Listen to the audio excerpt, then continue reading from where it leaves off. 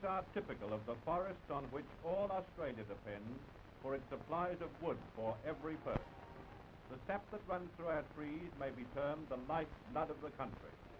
A vast treasure house of raw materials has been built through the ages by the patient processes of nature. We can't do without wood. Every day of our lives we are in direct contact with it in some form or another.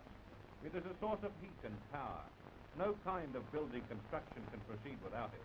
The farmer must have it for his fences, his sheds, his machinery. It gives us our books and newspapers. It is spun into cloth.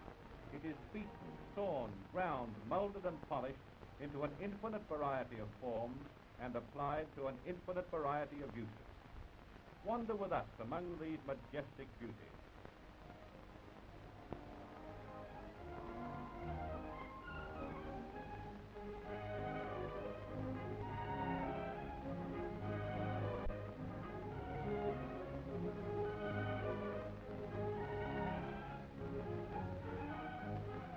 Felling the trees, although it is a big job, is only one part of timber getting.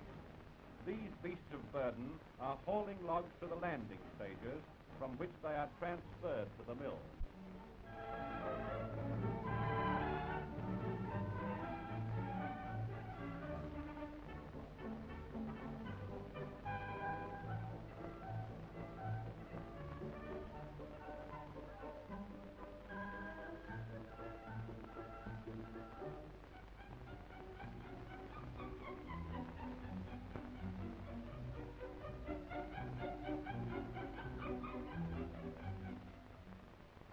There are more ways than one of moving these logs, many tons in weight. A more modern method, where the bush is not too dense, is the winch. Tremendous power is exerted on the wire rope to take the log anything up to a mile or more.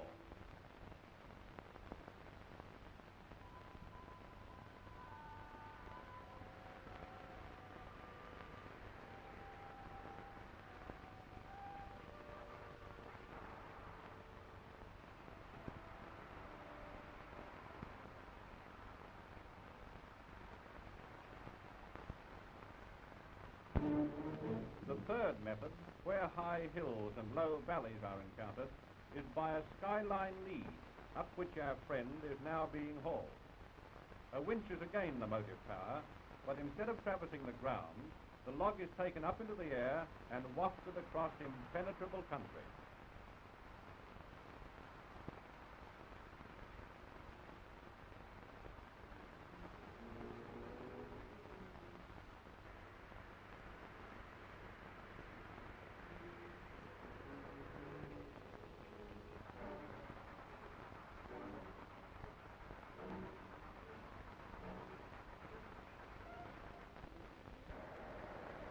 They give this nice, easy job to the tired and retired bullock drivers who no longer need to exercise their unlimited vocabularies.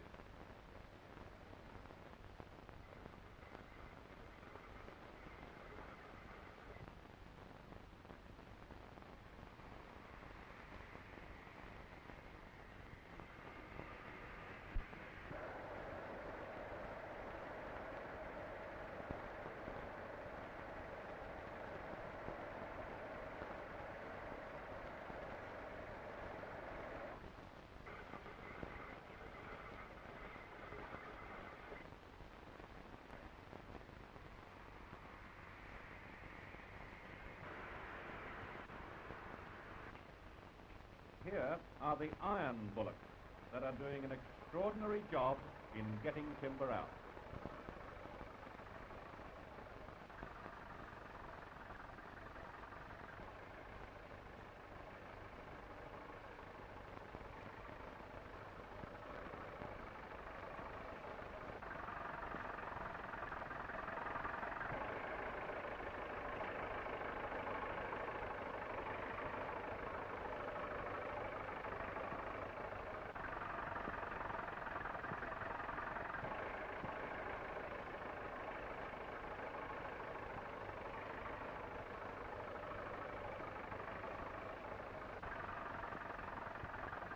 A more permanent method is the railway, where the supply of timber is such as to make the building of bridges and tunnels as permanent structures economical. Distances up to 10 miles are traversed between forest and mill.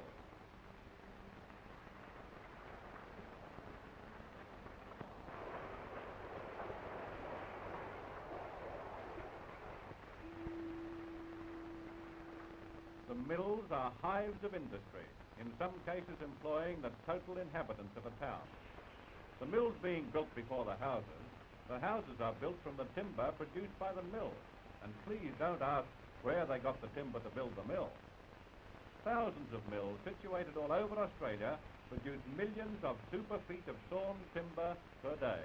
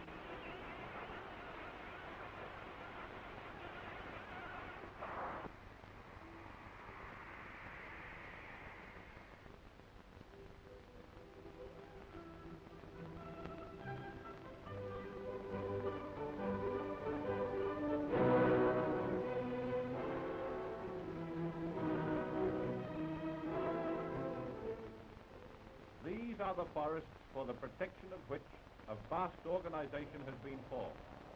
Although the work of destruction is going on in order to satisfy the needs of the Commonwealth, it is an organized destruction, behind which lies theoretical and practical knowledge and experience.